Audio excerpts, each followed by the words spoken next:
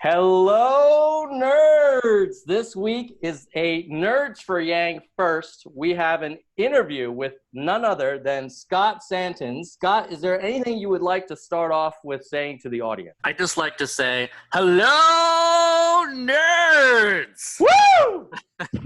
So my dream is that Andrew Yang may start a rally that way. I don't know. Only 5 people would get it, but we would love it. Welcome to the show, Scott. I'm so excited to have you. Yeah, thanks for having me. Well, I was on Twitter a few weeks ago, and people were talking about who has been their most influential Yang Gang person that they like the most. And your name, I'm pretty sure, was like at the top of the list.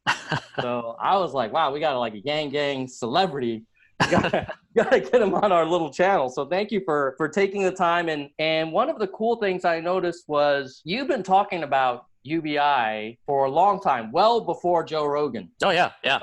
You're like one of the old school universal basic income people. For the audience, don't worry. We're going to try and ask more of the follow-up questions because most of the people that watch Nerds for Yang have probably heard Andrew explain the basics of UBI. But before I get into that, could you just give the audience a little bit of background about yourself? I got into basic income back in 2013, and this was before the Oxford report came out.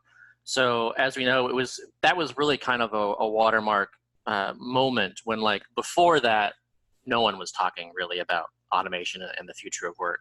And then when that hit and suddenly it was like, oh my gosh, in the next 20 years, we could have half as many jobs as we do now. What are we going to do? And then suddenly just like everybody started talking about automation. Before that point, I got into that for the same reason. Like nobody was talking about it. And in fact, there was a discussion on Reddit that made the front page that was explicitly about that. I was fascinated by this thread.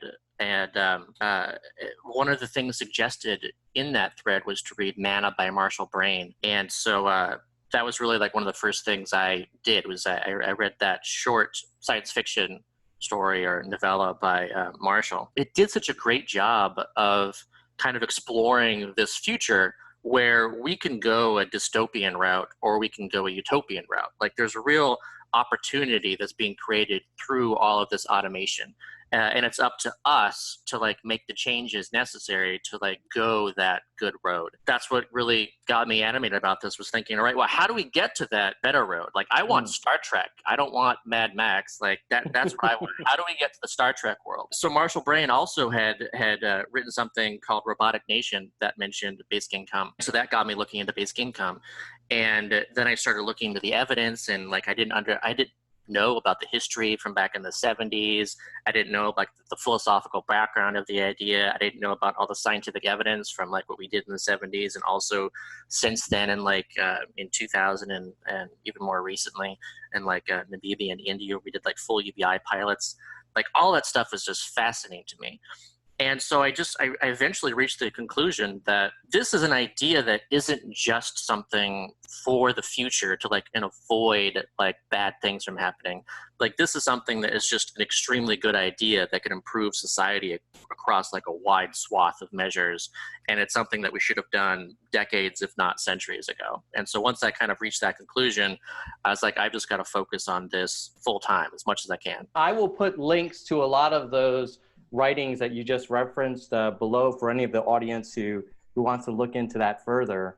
One thing that I noticed is Andrew often talks about Alaska. You just referenced, did you say Namibia? Yeah, Namibia did a full UBI pilot. So this was like one of the rare experiments where they gave it to like a full village or villages. And that was the same in India too. What happened?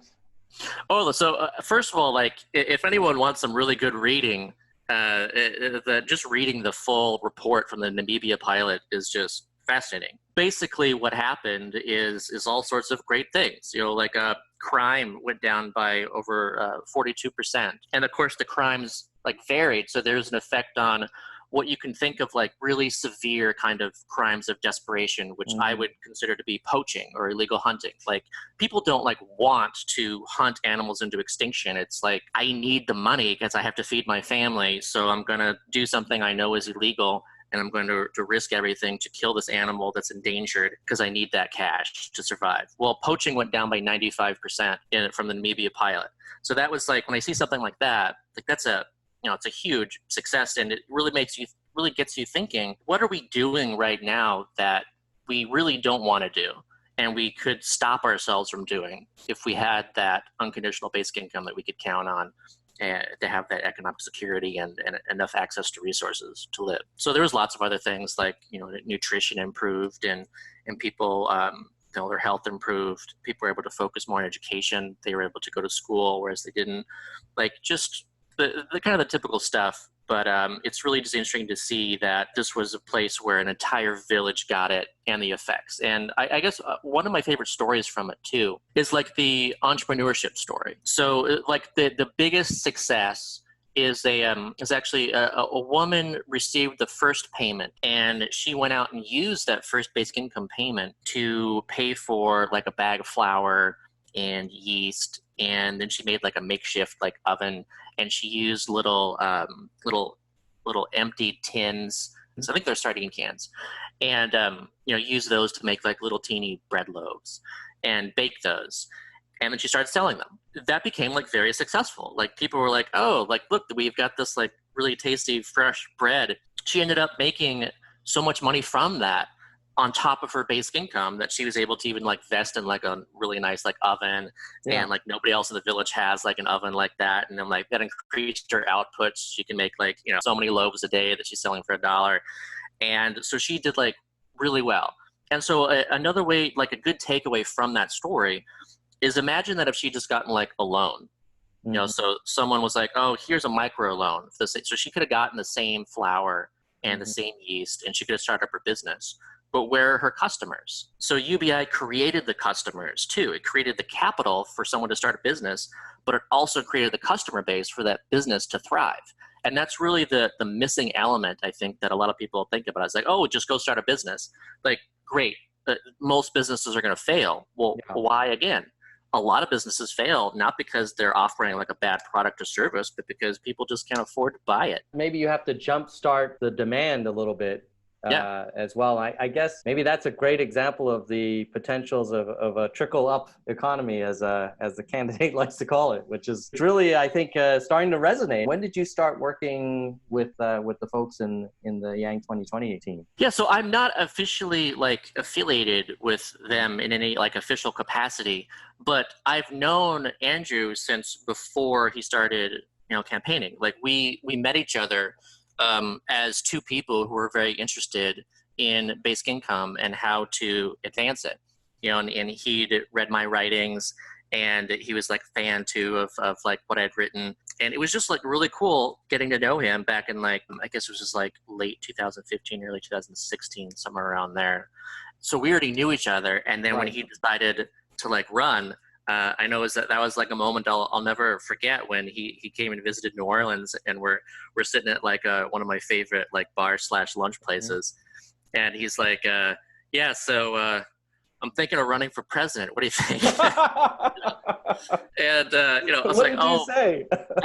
I wish I could remember exactly what I said, but I know what I was thinking. Like that would be like fucking amazing. Like talk about like just a huge advancement, like the potential there. Like I was even like immediately I was thinking, if we could get to the debate stage, if we could just get to the point where you're talking about the idea of basic income and the need for it and automation and these things, and you're putting that into the national conversation and making it part of the national conversation because no one else is, then that will like transform this conversation and really like push us much closer towards it than we are right now because no one's talking about it. So this has like far exceeded my wildest like dreams and expectations of where this could have gone.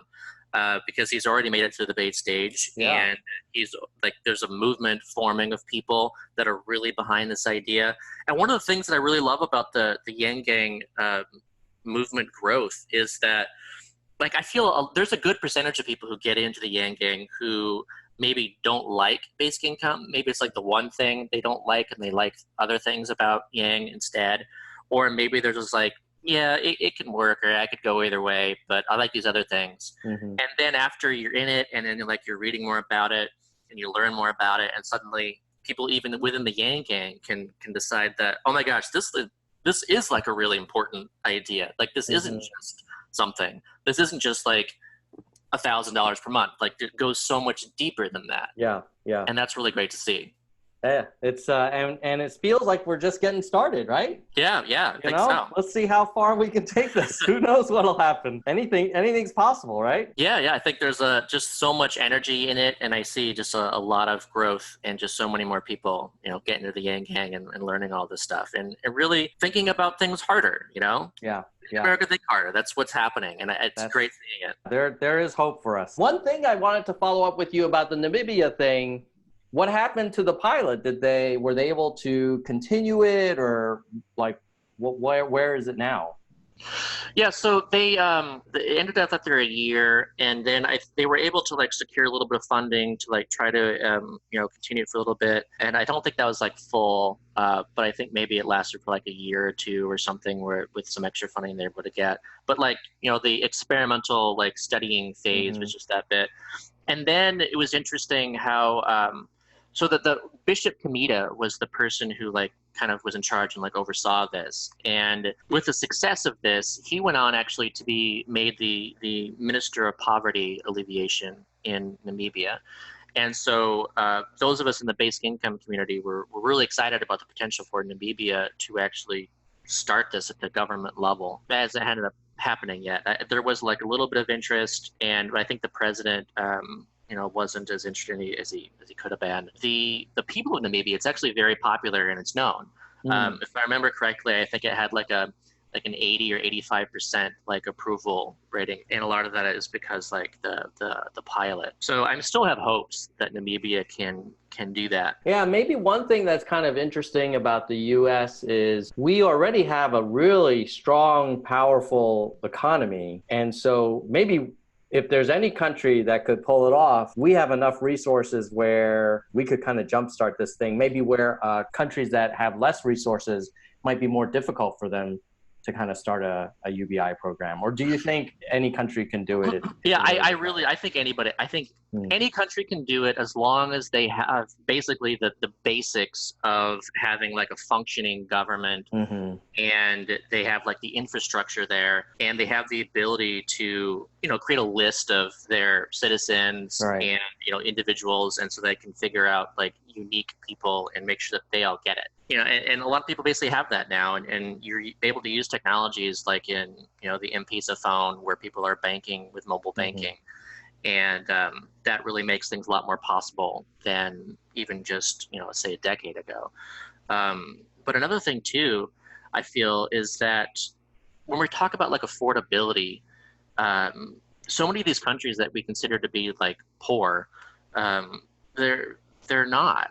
They're rich in resources, except the people in control of those resources are in control of those resources. And they'll either, give it away for free to companies who are outside of the country in order to, get favors for what they want. So it's either the wealth is either going to like a few people, or it's just being given away in order for power. And it's just a matter of saying, no, like in Alaska, this is ours. This is the natural resources of our land belongs to all of us. And it's about recognizing that, and then making sure that that's distributed to everybody. When you did your original research into the UBI, how did you think about funding it? Did you also look at the VAT, or are there other ways? And what's your take on how the Freedom Dividend would potentially be funded? So if you look at the very first article that I ever published on Medium, and it was back in, I think it was 2014. I go over there's a section of like how you can pay for it.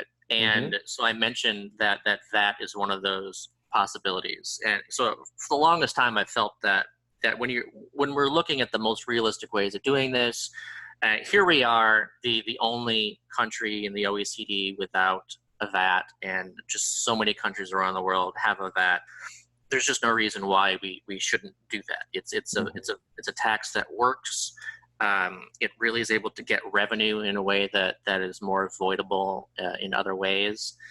And combined with the basic income, it becomes this progressive distribution. It works more like a negative consumption tax is a good way to think about it. So if you look at, like, say, the Milton Friedman's negative income tax, this is moving money through the income tax machine, say, to go from the top to the bottom and middle. But a negative consumption tax is saying if you're spending a lot of money on consumer goods, then you're a net payer. And where's that going? It's going to the bottom and middle to help them afford more consumer goods and services. And so I think it's just a smart way of doing it. But there's, of course, other ways to do it as well. And I also like this combination method. And so even in my plan that I wrote, before Yang started running and released his, it included carbon taxation. It included financial transaction taxes. I see this as being like levers that we can pull. And not only is it good to have those levers to increase the revenue, to create, like, say, a higher basic income than we would otherwise, but if you have these various levers, then you can adjust them according to how things are going. So I like the idea of land value taxes too, and it would be harder to do, I think, at a national level. But I think that land value taxes would be great for various, like, states and even cities to create, like, more localized dividends that could go on top of the basic income or prior to the basic income. And I also like thinking about money differently. I don't want to say create all of basic income out of newly created money. But I do think that because we already are constantly expanding the money supply and we're letting banks do it privately, why are we doing that? Like, let's actually have, like, more control of our own money and just say, hey, instead of making this out of debt, let's actually make this out of credit and just say, okay, this is new money and here it is for you. Instead of saying, okay, banks, create the money that you want and then give people loans in order to create it.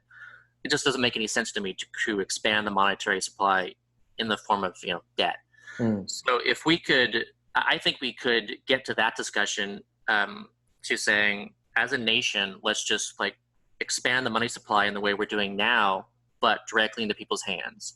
And that would reduce the need for taxation to fund the basic income. And what are your thoughts on, speaking of more money in the system, what are your thoughts on inflation? A lot of people have said, oh, my rent's going to go up $1,000 a month. Yeah, so the inflation argument, the discussion is just, I could have that, like, for over an hour at least. There's so many different aspects to it. And it's good for people to even think about this stuff, to kind of work it through all the different, like, variables.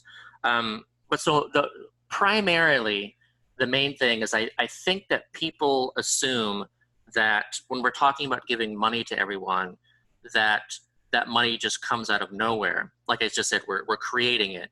And they're thinking that we're creating the entire amount, and therefore we're ballooning the money supply, and therefore we're having more and more dollars chasing the same amount of goods and services. So, of course, it's easy to think that prices would go up because most likely they would. But that's not the way that most UBI is designed around. Like, most UBI is about a circulation of money that exists within the economy from those who aren't spending it to those who would spend it, in which it goes back up to those who don't spend it, and then goes back again to those who do spend it. It's about creating, like, a water cycle that doesn't naturally exist right now. You have to close that loop so that you create that nice circulatory system. So that doesn't work. That doesn't exist right now, and it should. So if people understand that we're transferring existing money and not ballooning the supply, then a lot more people are like, oh, well, that makes sense that we wouldn't see inflation. And on top of that, even those who understand that, it's like, well, okay, sure, but what's to stop someone from charging more? Like, let's say if you're a business owner and you know that everybody is getting an extra $1,000 per month, so you're like, well, I think the cost of milk should be $8 now instead of $4 for a gallon. Like, okay, so people think that makes sense. Like, sure, just charge more. Well, the thing is, competition doesn't stop existing within a UBI model. So all it takes is someone to not do that, and the customers are going to go to that business instead. And the business who thought it was a good idea to raise prices, it could potentially go out of business. And so you see even this effect in Alaska, where every year when the dividend is distributed, people actually like see a lot of sales. Like you see sales everywhere. Yeah. Like you don't have businesses going, oh my gosh, all this dividend money is out there. Let's grab that. And let's do that by raising prices. They think, oh my gosh, there's all this money out there.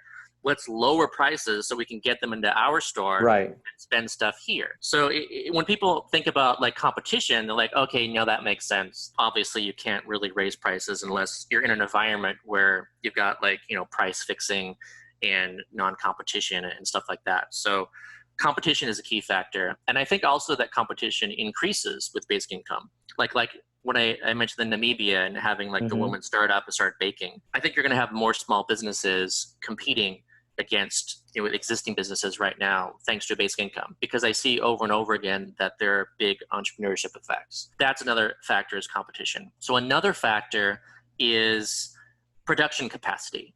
So right now we are nowhere near our production capacity in the US. I think we're at about like 70% or so right now. So if more money gets into this, and it could even be inflationary money, it could be printed money, and it's just giving it to people.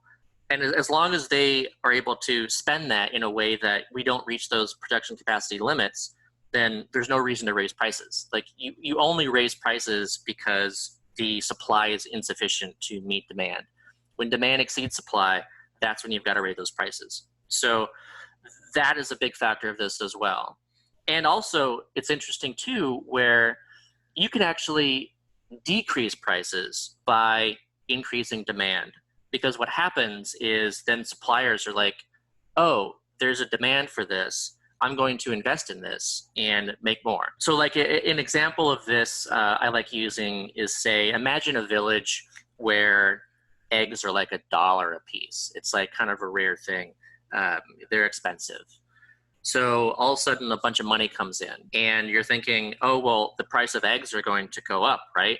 Well, no, it turns out that a bunch of people actually, because they like eggs and want eggs and eggs are expensive, they buy chickens. So now everybody buys all these chickens and everybody has all these eggs that they have for themselves, and also they've got this big surplus, so then they start selling eggs. So then all of a sudden the market is flooded with eggs, and of course they're all trying to get that $1 per egg, but you can't do that because there's such a big supply.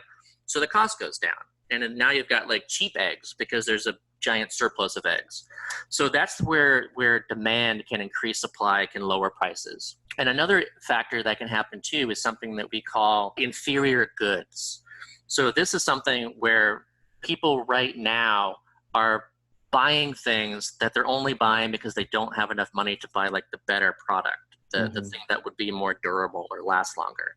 So I experienced this myself when I bought a couch like a few years ago from Walmart, and we were trying to figure out what we can spend, and we had like a very strict limit, and we're like, well, we just gotta get like the cheap kind of Walmart couch. And it was like, it was really cheap. It was like $500 or something like that. It is a very affordable couch. It like lasted like it was done. It died in like 2 years. And of course, couches are supposed to last longer than 2 years. And if you're buying a $500 couch every 2 years, that racks up. And so now you've found that you've spent like $5,000 on couches. You could have just spent like $1,600, on a nice couch. So when people have more money, they're able to buy these goods that last longer. And so you cut down on the supply of all this kind of crap that we're making. And that's even like a good argument too for like resource conservation. Like we're creating a bunch of stuff that's entirely unnecessary just because people actually can't afford like the more durable stuff that they can buy less of.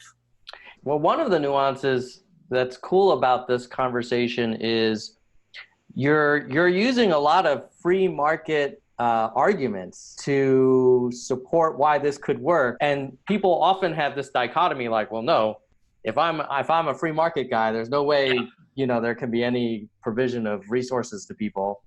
On the other hand, if you have the combination, maybe it's sort of, there's this magical cocktail. Yeah. And so here's something that I think is really interesting to think about for people who care about markets and free markets. And so this is the thing about markets is that they're kind of dumb. When it comes to, say, a business going out of business, you don't know why that went out of business. I say that markets they don't know the difference between zero and null. And so for all the math nerds out there, we know the difference between zero and null. When it comes to markets, like essentially the zero thing is saying that, they couldn't sell the product because, people didn't want it. So if you can't sell it, then people don't want it. The market has learned that this product or service doesn't work. So according to like the free hand of the market theory, it correctly got this business out of business, and now some other business can start up. But the null argument is saying that people wanted that. They actually wanted to go there. They wanted to buy that, but they just didn't have the money. There was just insufficient money to pay for it. So the market's wrong. It is wrong to eliminate this product or service that people actually wanted because people didn't have enough money.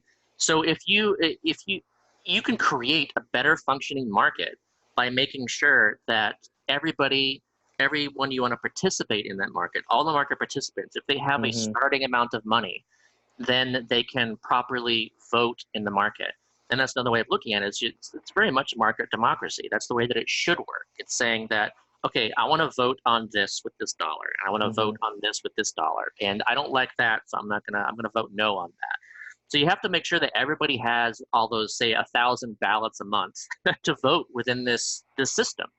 And a lot of these problems that we're seeing are born out of not having enough ability to vote in a market democracy. So I guess like in that example, that woman in Namibia, maybe had she started that business before the basic income, she would have potentially concluded, oh, my business sucks. Nobody wants what I have.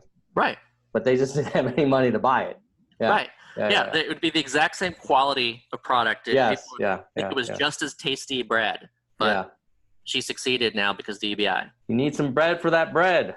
That's right. You mentioned at the beginning of this conversation the Oxford study and how like a lot of jobs might not be around, and the number of jobs might not be around. One thing I was curious about is like technology has been improving efficiency and productivity for a long time, and yet at least the perception is we're not working less. Yeah. And I was curious, like I want to go to that utopia too, but I'm working like good hours, and I wondered if you had any thoughts on why we're not seeing it already. Yeah. So I mean, we have to create that, and we stopped doing that. Like if you look at the annual hours worked by decade, you can see like the big charts, and it's nice downward trajectory until around 1980 in the U.S., and then you started creeping back up. So it's really weird to think that here we are, we're over twice as productive as a country as we were in, back in 1973. And where's the benefit? Like you said, we're working more. That doesn't make any sense. At the same time, we're not earning more. Our wages have been stagnant since 1973. So we've been getting more and more productive. And what's the result of that? Well, it's all being captured by the very top. Like they're the ones who are capturing all this rising productivity, and everyone else is becoming worse off.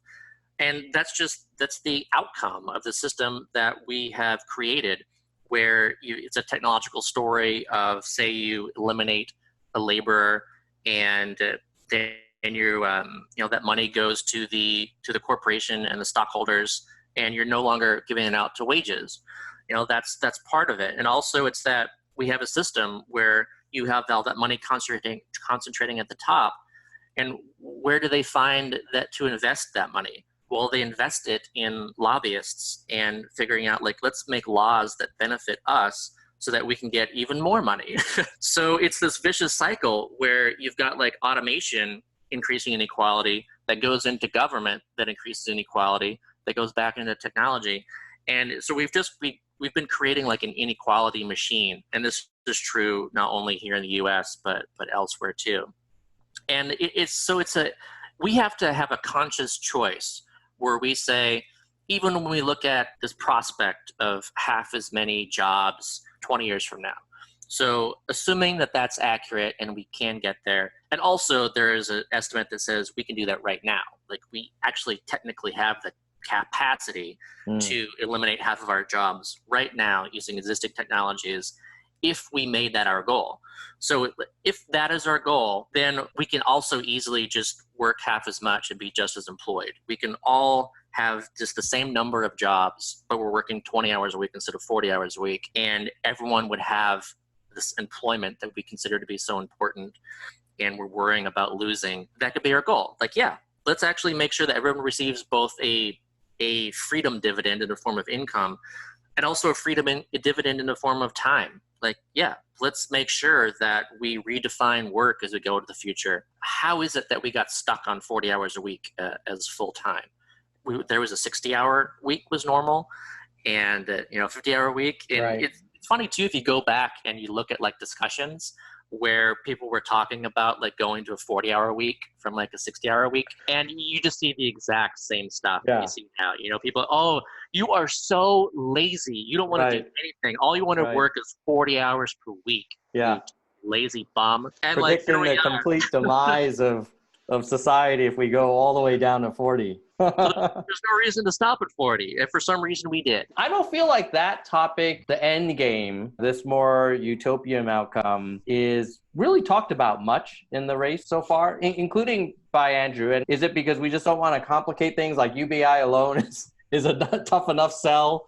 We don't want to talk about sort of the future of work at the same time? I think it has to do with, again, this mindset of scarcity and abundance. And so we exist within a scarcity system right now. It is just a bunch of primates clawing after each other over what we consider to be a limited amount of resources. And as primates, chronic stress and these hierarchies where you've got like extreme inequality and people at the top they're looking down at those below, and there's a big control structure, and people are very stressed out. And when you're stressed out, it's just a response that we do things in response to that to try to regain control. Like, so one of those things is displacement aggression. We will go after others. We'll bully others. This explains a lot of anti-immigrant kind of xenophobic, racist behavior. It's kind of like a natural emergent phenomenon from the way that we are built as human beings and the way that we're responding to our environments. Right now, it's really difficult. And I think you can see this even in the science fiction that we're making, where if you look at like all the movies and stuff that we're making and we have been making for decades, where are like the Star Treks? Even Star Trek is not like Star Trek anymore. Now it's like an action kind of thriller kind of thing.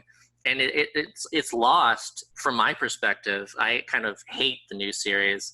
I want to go back to where we were thinking about like Gene Roddenberry kind of thinking of saying like, we can make a better society. Back then, it seemed much more possible. We were making big changes and things were looking great. And then income decoupled from productivity and inequality has risen. And people are just finding it harder and harder to get by each month. It's just as true when you say it's like people can't think about the end of the world when they're just thinking about the end of the month. Mm-hmm. Well, like you can't think about what the world could be if you're only thinking about the end of the month. Yeah. So I think that's really part of this is we're seeing within our culture a bunch of dystopian books and movies. It's Hunger Games, this and just dystopian that. It's like it's all about like zombie apocalypse and just the American carnage, right? The destruction of everything. Mm-hmm. And it's really, I think, natural to be able to think that way when you're in that kind of environment. So I think that once even people start thinking about how things could be, it's easier to think about that and think about how this better kind of Star Trek future we could reach. But in general, like for like a wide population, I just don't think it's easy for people to think about how great things can be when things just are not good at all. And I guess that's the Yang argument about why sometimes it's hard to talk to people about climate change if they're worried about their basic necessities at the moment. Yeah, you just you can't think about that big picture kind of stuff. It's all it's not real to you. You're thinking, look, if something happens 5 years from now, or if even maybe I'll get like a hurricane or something, it's like it's not real. But what is real is the fact that you're $300 short of paying rent. Yeah. And you've got like a week to figure that out. That's what matters. Yeah. Well, I know we are the Nerds for Yang channel, and you're wearing a math hat, which is amazing. Have you had anybody recognize the hat or you, by the way, when you're walking around with it? Yeah, nobody recognizes me. I've been recognized as a basic income guy like once in my life. I feel it was like years ago, and I think I was wearing like it may even been like this shirt, like it's a not left or right kind of forward shirt. Ah, nice. Like I had something that people could like think of, I think. In general, no. I do. It has been neat actually meeting people who just have heard about Yang through like a math hat or a Yang shirt or something. That's really cool. And that's even, I've noticed a growth in that even since the second debate. I think a lot more people learned about him in that second debate. Yeah. So it's really neat seeing that even just as recently as it is, and I expect that to continue. So I look forward to people getting more Yang gangs out and about. Yeah, I wore mine a few times before the second debate, and I remember when I put it on, I told my wife, I was like, "Oh, how long do you think before we get some Yang gang shout-outs?" And she's like, "Oh, I don't think anybody's gonna." And I was like, "Oh, you don't understand. It's a movement." Yeah. And unfortunately, I think the movement is stronger maybe on Twitter, on YouTube, and in pockets.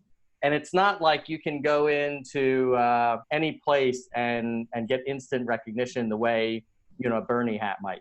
Yeah. But that was before the second debate. I think that second debate made a big difference. Yeah. No, I agree. There was definitely a difference in like recognition post second debate. Yeah, before the second, whenever I told people like, "Oh, have you thought about Andrew Yang?" they would be like, "Andrew who?"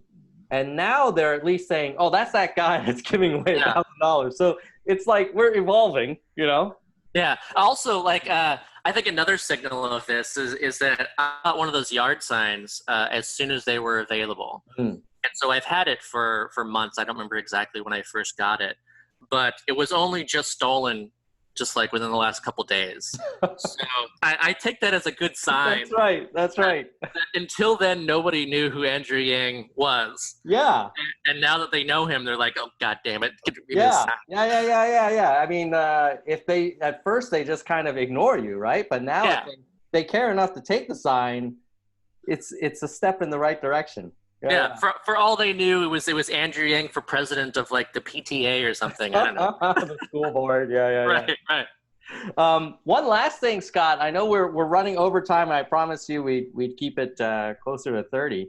But this has been a super interesting conversation. Aside from Yang, I mean, I think at the end of the day, we all want to help the country.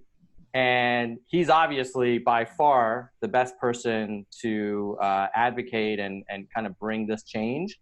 Do you think there are other candidates in the race who you think may warm up to it and be part of a coalition that's kind of supportive of this initiative? Yeah, so it's been interesting so far seeing like Marianne Williamson pretty much immediately added UBI to her platform. She doesn't talk about it really, but it's in there, and I know that she likes it.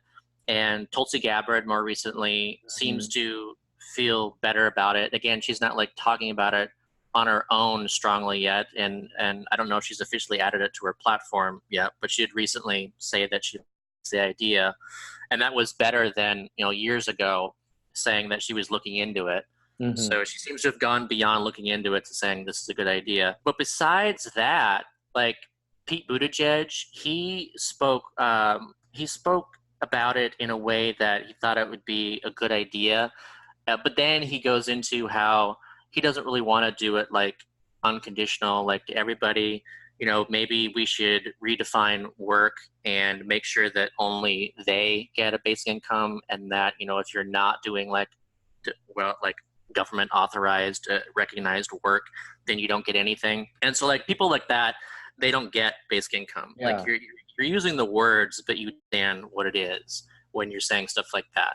So I don't think that Pete's gonna go that direction. I know Joe Biden is explicitly has said that he doesn't like that idea. He considers it like giving up on work, and so he doesn't get it either. And that's interesting to me because he actually has about 21 freedom dividends. So he earns every year about $250,000 as his like starting floor. That's his Senate pension. And so for the rest of his life, and that'll go up over time too. So for the rest of his life, he's got that floor that's $250,000 right now. And is that giving up on his work? Like, is he not working because of starting with that huge of a basic income? No, it enables him to go out and give like $1 million speeches and write books and, you know, do everything that he's doing. It enables work. So he doesn't get it. And then when you look at Bernie Sanders, well, Bernie Sanders, I thought he got it, and I thought that he was afraid of, say, losing support for coming out like in strong support of it. Because over and over again through the years, he's been asked, and I even asked him back in 2013, and I think it was his first AMA, and I got him to answer a question about basic income, and he answered it, and he was open to it. And he's been asked about it in AMAs since, and he's been asked about it when he's out like giving talks, and he's, you know, I have a whole article like that has a catalog of each time he's been asked, and it looked like he was getting more and more interested in the idea, and he was even starting to talk about it on his own. And so it wasn't just people asking, he was talking like on his own, talking about automation, and then saying that we'll have to look at things like basic income. So it's like, yeah, Bernie's getting this. And then all of a sudden, most recently, earlier this year, he's asked about it again at a town hall kind of forum situation, and he comes out and he says, nope, I've got a better idea. Let's do a job guarantee. And it's like, oh, Bernie, what are you doing? Like, how did you go from getting more and more interested in basic income to saying that a job guarantee is an alternative to it, that is like even superior to it? What would a job guarantee? What is a job guarantee? Yeah, no, it's a good question. But the way that it goes is a job guarantee is really just saying that we're going to create work, and so there's all this work out there that's not being done. So let's actually create those jobs. It's a jobs program, like WPA style kind of thing, but it's unlimited. So it's saying that everybody has a right to a job. So no matter where you live, you can say go to a local job guarantee office, and because you want an income of say $15 an hour is usually what they talk about it. So if you want $30,000 a year, then you can just go to your local office and pick up a job and start doing it. And so a lot of people think, oh, what a great idea, because that's pays $30,000 instead of $12,000. And there's all this work not being done that we could make done with this. So that's a better idea, right? But if you look into it and again really start thinking about these things, it's not a good idea, especially if it's absent the UBI floor. Because if you're saying, okay, starve or go through everything you need to do to get welfare and all the conditions attached, or work in this job that we tell you to do in the way that we do it, or else, then that becomes workfare. I mean, if you have a situation where you have to do this job or not, that could even just be just as big of a Trojan horse as far as like the elimination of welfare as people claim that basic income would be. We love to say like, get a job. Like, oh, you're poor, you're hungry, you're on welfare. Well, get a job. And so if you get a job with a job guarantee, then you're no longer receiving welfare benefits. Your benefits are through your job and you have that income and da-da-da. And so, I mean, the job guarantee ignores all the unpaid work going on. It ignores the results as far as like the economic results of competition with the private labor market. Yeah, that feels like it does not have any of that free market special sauce that we were talking about earlier. Yeah, no, there's a great quote from Milton Friedman too. It's a kind of an apocryphal story kind of thing where he, goes to like this work site and they've, there's a bunch of workers out there, and they've got like tractors and stuff, and they're busy working. And he asked about it, and they're like, "Oh yeah, this is a jobs program. We're getting all this work done." It's like, well, if it's jobs you want, then why don't you give them shovels instead of tractors, or spoons instead of shovels? Yeah, yeah. And so if you think about it that way, a job guarantee is, the focus of it is employment. It's saying that the goal is that someone should be working, and of course that's where you can get into digging holes and filling them back up again, because that's a job, that's work. And it could also be, why actually build a bridge, with 5 people using machinery, and build this bridge in 3 months, or when you could actually build it in 3 years using 1,000 people and a bunch of wrenches and no machines at all. Like, if that's the goal.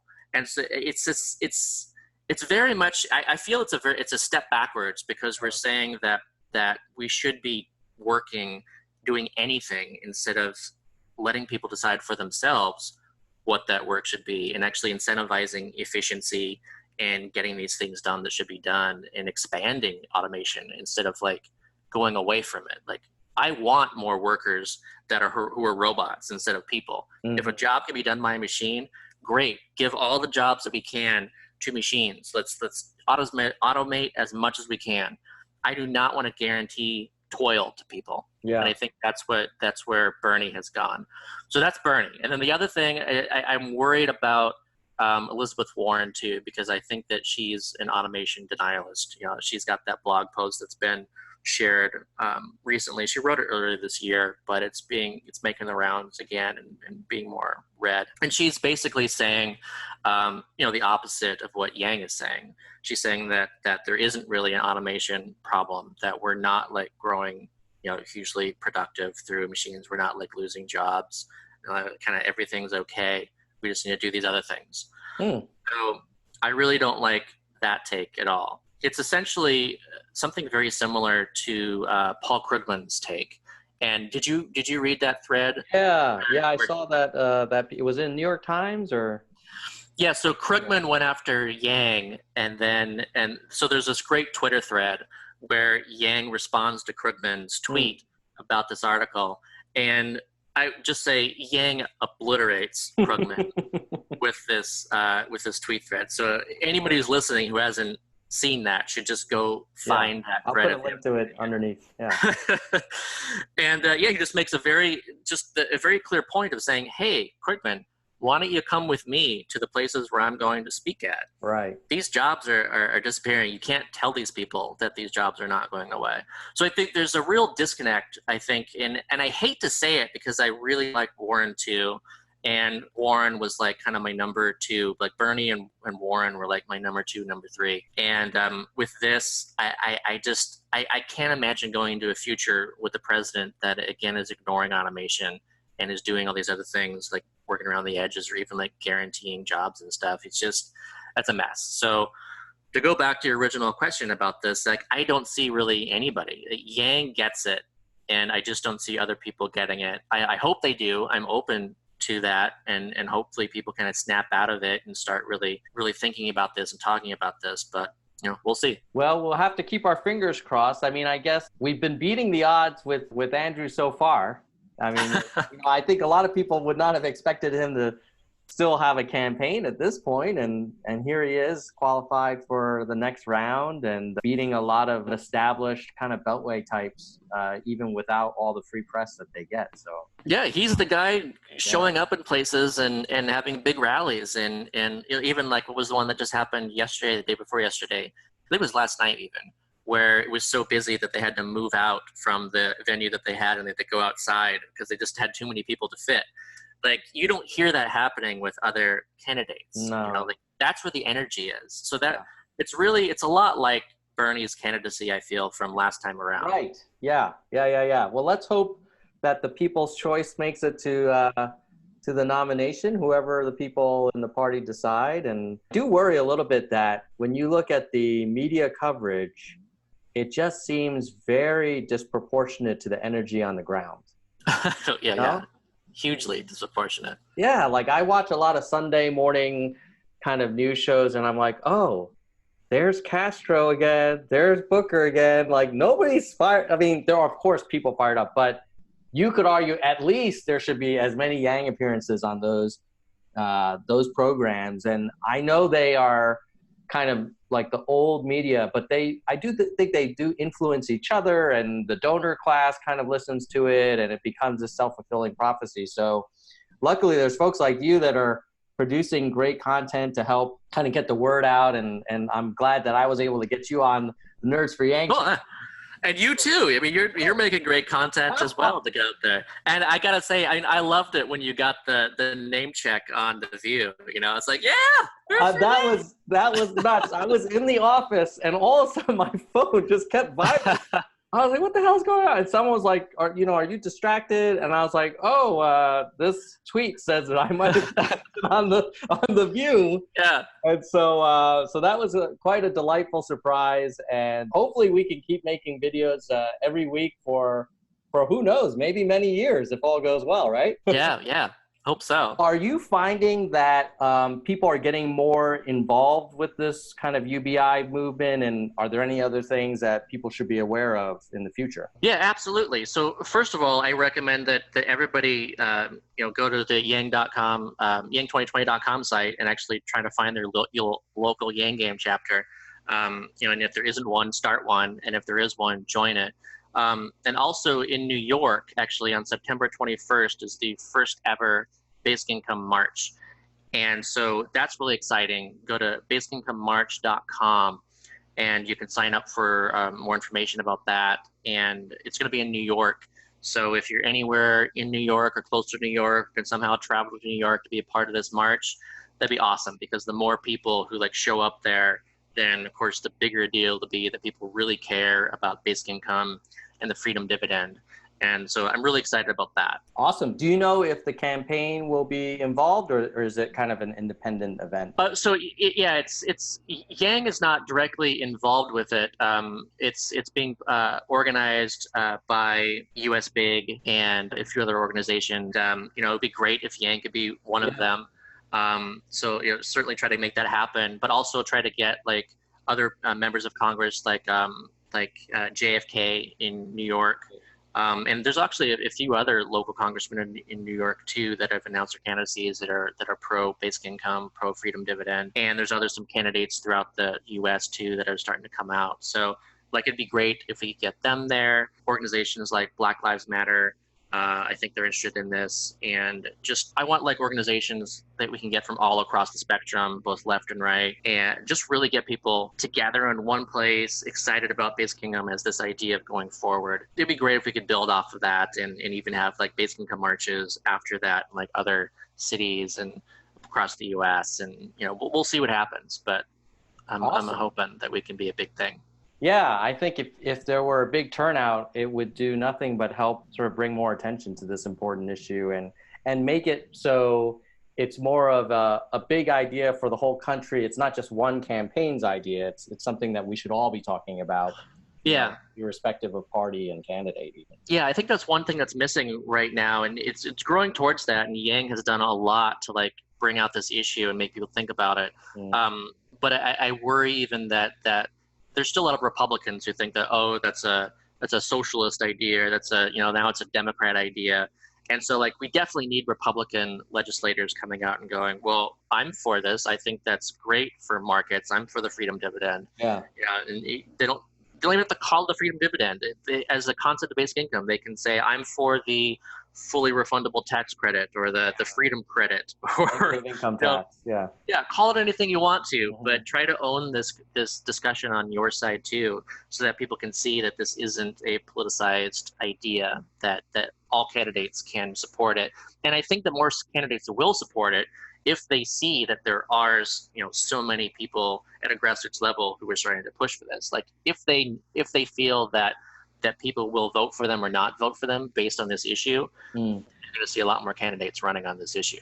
Yeah, totally. I mean, in a way, the Green New Deal, Medicare for All, those were things that weren't super popular a few years ago. And now any candidate that wants to get elected knows that they would be swimming against the current if Yeah. they were not more open to those kinds of things. Scott, how will people who are interested in more of your writings and learnings and research, how can they stay in touch and keep track of what you're up to? Yeah, so I started up a subreddit. So if you're on Reddit, go to /r/Scott Santens, and I try to post everything that I do there. And also Twitter is probably the best place to see everything that I do. I'm pretty active there. And of course, I'll always tweet out whatever I do there. So those are the two best things. And my blog is scottsantens.com, so you can read stuff there as well. But yeah, I think the subreddit's my Twitter's the place to go. All right, Scott. Well, I'm going to let you go, but I really want to thank you for coming on and would love to get you back on in the future because it feels like we had so much more that we could discuss and the conversation can continue. Yeah. Happy to come back. All right, man. Nerd power to you, and we'll see everybody else next week. All right. Thanks, Tom. Scott. Hey, Tom. How you doing? Oh, you got the hat on. I feel terrible. I don't have mine. Shit, where did I put my damn hat? Oh, you're gonna have more merch than me, man. Good for you. No. You gotta find your hat. That'd be great. We'll both. All right, hold on. Let me give me like 2 minutes. All right. Couldn't find it. Oh no. I was just traveling and I don't know what happened. It's sorry, man, my friend. You got way more Yang Gang mojo than I do, and I ordered the T-shirt. Yeah. Which I found sized a little on the smaller side, so I have to get a little bit. Which shirt did you get? The math shirt or the? Yeah, I got the math in medium, and I need to do a little more dieting. Most likely, I think I'm just gonna buy a large, and someone at work said they would love to have my medium. So that's good. Yeah. So I kind of gave them a universal basic T-shirt for them. So yeah, well, thank you so much for agreeing to do this call. You're the first person that I've interviewed for our little Nerds for Yang channel. Yeah. And I saw there was a Twitter conversation where people were talking about who's their favorite Yang Gang member, and your name kept coming up. And I was like, well, dude, that'd be so awesome if we get him on the Nerds channel. Awesome. And if you wouldn't mind, so I'm gonna start with the long hello, nerds. And then I'll say, hey, Scott, do you welcome to the show. Is there anything you want to say to start us off with the audience? And then you can say hello, nerds, and then we'll go into it. If that's all right. You down with that? Yeah. All right, cool. Yeah, I'll keep it to close to 20 plus minutes. Cool. It'll just be a conversation. I have some questions. I may not stick exactly to the script, and we'll just keep it informal as everything with this channel. All right. I was going to ask too, like how much growth did you get in your channel with the view mention? Is it a good? Not that much actually. Like I think it went from maybe like 5,000 subscribers to like maybe 5,900 or 6,000. I noticed there were people on YouTube searching for Nerds for Andrew. That's how I knew because. Oh, okay. I was like, we don't call it Nerds for Andrew. That's what they said. Yeah. So I think it had trickle-on effects. I would say right now we have 8,000 subscribers, and I probably would guess maybe 3,000 of them came from the view. My hope is we're trying to get the date for Andrew. Yeah. I think when we get Andrew on, that could be a nice boost. Yeah. And but just sort of there's just natural demand for Yang content on YouTube, so that's been really exciting to see. Like the Google Trends and sort of search activity for candidates. If YouTube is a place where people start kind of really trying to learn more about candidates, that's a encouraging sign for us. Yeah. Yeah, and I think it very much is that.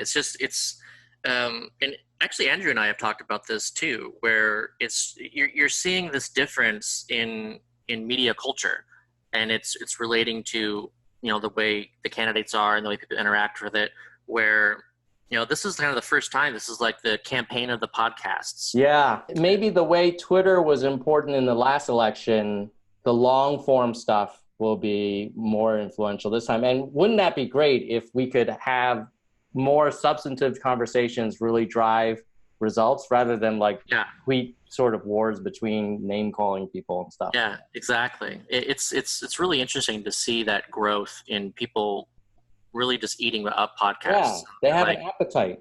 yeah, and it's for long stuff. Like, Yeah. it's like, oh, a half hour is too short. I want an hour and a half, or 2 hours. Yeah. Like, okay, great. Yeah. Like, let's do that.